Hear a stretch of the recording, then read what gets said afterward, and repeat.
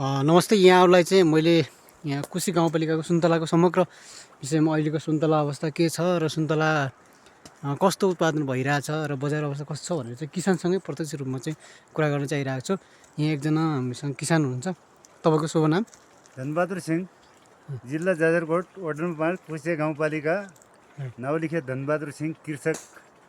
अहिले सुन्तलाको अवस्था के छ? पहिलाको भन्दा चाहिँ अहिले उत्पादन वृद्धि भइरहेछ या त घटिरहेछ, के भइरहेछ अहिले? अहिले खासै पहिलाभन्दा उत्पादन घटेको छ। अनि यो तपाईँको यो पत्ताहरू प्यालो हुने, क्याङ्कर जस्तो बोक्राहरू खुल्किएर जाने, हजुर, खासै पोहोर सालभन्दा अहिले साल धेरै घटिरहेको र अनि तपाईँको असारदेखि सुन्तला बिल्कुलै बोटबाट झडिरहेको अवस्था। हजुर। अनि त्यस पछाडि पहेँला पत्ताहरू हुने, अनि त्यो खेतमा पुरा पिठो जस्तो लागेको सेतो, हजुर। अनि बोक्राहरू खुल्किरहने, टुप्पोबाट सुक्दै आउने, लक्ष्य म्यान भनेको त्यो र अनि किरामा पदुर्या, यिनी लक्ष्य भए खाने, दानाहरू गिर्ने म्यान नै यही नै छ सर। अहिले यो वर्ष मात्रै देखिएको थियो कि पहिला पनि देखिरहेको थियो यस्तो अवस्था? पहिलातिर खासै हामीले देख्यौँ क्या, अहिले यस्तै जस्तै कृषि शाखातिर हामीले सङ्घ संस्थातिर तालिम गर्दाखेरि अहिले यो लक्षणहरू बढी सङ्केत आएछ। टुप्पाबाट सुक्दै आउने र अनि खरानी जस्तो पिठो छडेको, खेतमा बोक्राहरू खुल्किँदै जाने, बिचबिचमा गुम जस्तो छोड्ने, यो लक्षणहरू छ सर। अनि अहिले सुन्तलाको अवस्था, बजारको अवस्था के छ? बजारमा कतिको माग भइरहेछ पहिलाको भन्दा के छ अहिले? पहिलाभन्दा बजारमा पहिला अब मेला पाखातिर डोकीमा लिएर बेच्ने हुन्थ्यो भने अहिले बजारमा मागहरू त प्रशस्तै मागहरू आइरहेछ। पहिला अब 1 रुपियाँको अब मेरै पालापति 5-6 दिइन्थ्यो भने अहिले दानामा यहीँ बोटीमै 10 रुपियाँ परिरहेछ। अहिले बजार अवस्था राम्रो छ, तर उत्पादनमा कमी आउने र बोटहरू सुक्दै जाने, प्रत्येक हामी कृषकहरूलाई निराश जस्तै हुँदै गइरहेको अवस्थाले अलिक गाह्रो छ हजुर। अहिले कति रुपियाँ केजीसम्म गइरहेछ सुन्तला अहिले? अहिले ठ्याक्कै यहाँ तपाईँको समथम 100 भन्छन्, अब 100 भन्ने जस्तै हल्ला छ। खासै 80 देखि 70 रुपियाँ केजी यहीँ बोटमै बिक्री भइरहेको अवस्था हो। किन अघिल्लो वर्ष के थियो?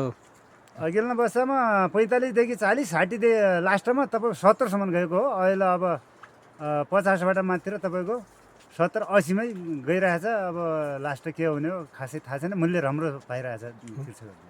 त्यसो भए अब चाहिँ सुन्तलाको अवस्था अब के चाहिँ गरिदिएको भए, अर्थात् सरकारी निकाय अर्थात् कुनै पनि सङ्घ संस्थाले अर्थात् कुनै के चाहिँ गरिदिएको भए हुन्थ्यो जस्तो लाग्छ तपाईँलाई चाहिँ?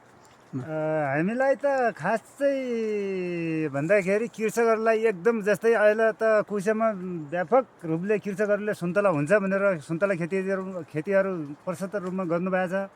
पुरै जग्गा जमिनमा अब अरू बालीहरू हुँदैन, भटमासहरू तोरीहरू छाड्ने, तपाईँको मकै गहुँहरू पनि बन्द गरिराख्नु भएको छ। अनि हाम्रो व्यावसायिक रूपमा गर्ने भने खेती सुन्तला खेती नै हो। सुन्तलाको यहाँ बिउमा फरक भएको हो कि सर? खासै मेरो विचारबाट मेरो नर्सरीमा भएको कारणले या तपाईँको सुन्तलामा उत्पादन कमाउने, जस्तै फल्ने 1-2 साल फल्ने, 8-10 वर्षमा काट्ने, यो लक्ष्य देखेको कारणले कृषकहरू निराश हुनुभएको छ। अनि खासै यो किराहरू मान्ने, यो सेतो खरानी रोगहरू के हो, यसको लागि म्यान भनेको हाम्रो कुशेमा लक्षण भनेको यही नै हो।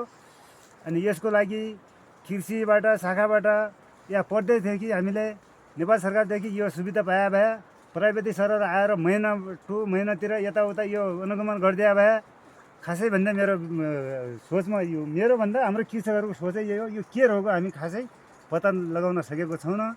अनि खादहरू यसमा के छर्केपछि ठिक हुन्छ, यो सिकाइदिए भए एकदमै आभारी हुने जस्तै मानिन्छ। जस्तै परामर्शहरू त पाइराख्नु भएको छ होला, के छ किस शाखाबाट जस्तै मैले यसरी गर्नु यो गर्नु भन्ने कुरा चाहिँ सल्लाह सुझावहरू कि पाउनु भएको चाहिँ छैन? सल्लाह सुझावहरू पनि पाइरहेको छु, तालिम पनि गरिरहेको छु। त्यो गरेर अब कुशे अर्ग्यानिक भन्ने अब कुशेको माग हो क्या र अर्ग्यानिकको पनि त्यो अर्ग्यानिक अलिअलि दबाई सबाई छैन, त्यसले पनि कन्ट्रोल नभएको कारणले खासै यो रोग देखेको अहिले ठ्याक्कै भन्ने भने 5 देखि 6 वर्ष जति भयो। पहिला थिएन यो सुन्तलामा लक्ष्य, अहिले 5-6 वर्ष भएको कारणले कृषकहरू निराश हुँदै जानुभएको छ। अनि बोटा वर्षमा 100 छ भनेपछि 20-25वटा प्रत्येक सालमा काट्दै फाल्दै गर्नुपर्छ। उत्पादनमा पनि कमी आइरहेको अवस्था। हस्, जानकारीको लागि चाहिँ धन्यवाद छ यहाँलाई। हवस्।